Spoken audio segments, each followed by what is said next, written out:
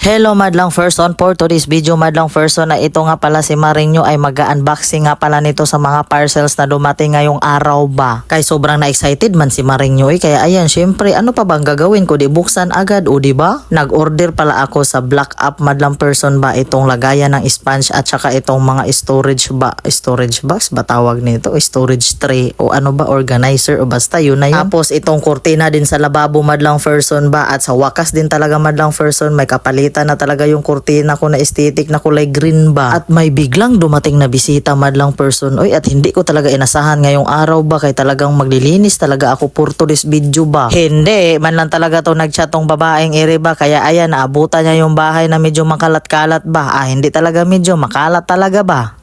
Bahala siya mag-ano-ano dyan madlang person. Oy, kay basta naglinis talaga ako ngayong araw ba. Bali kaninang umaga pa pala ako dyan naglinis madlang person ba kaya ayan naabutan ako ng tanghali tapos ngayon may dumating pang biglang bisita ba. At ayan nga madlang person, masyado talaga akong excited dito sa kurtina na to madlang person ba dahil napaka-aesthetic talaga ng kulay niya madlang person. Oy, ayan kinabit ko na agad-agad talaga madlang person. Di ba napakaganda no, talagang bagay na bagay sa aming lababo no. At pagkatapos ko nga din pala magkabit ng kurtina madlang person at ito lulutuan ko nga pala itong mga bisita ko ba. Syempre lutuan natin oy kay baka may masabi ba, baka sabihin ay hindi man lang ako pinakain ni Maring oy o di ba?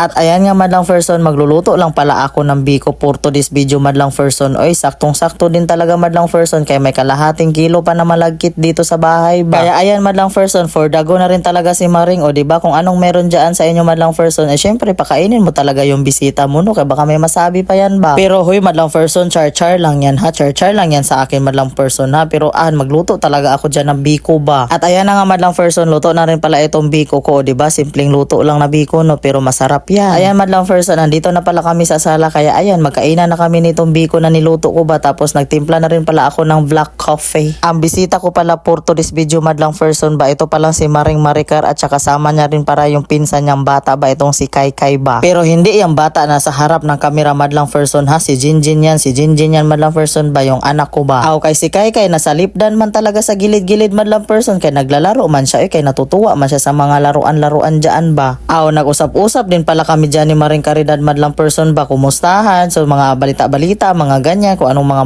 maritis dyan. Hindi naman nawawala yan sa magkakaibigan yung magkamaritis madlang person. Natural lang naman din talaga yan ba. Pagkatapos nga din pala namin magmaritisan ni Maring Maricar madlang person ba at kumain ng biko kaya ayan umuwi na rin pala sila tapos ako dito na naman ako sa tindahan. Iba-ibahin ko na naman ang pwesto sa tindahan. Hindi man talaga mapakali ang Marinho ba kaya ayan iba-ibahin ko na naman ang pwesto ba. Puwerteng bugata talaga niyang istante na yan madlang person ba, grabe talaga halos matanggal talaga yung mattress ko dyan ba.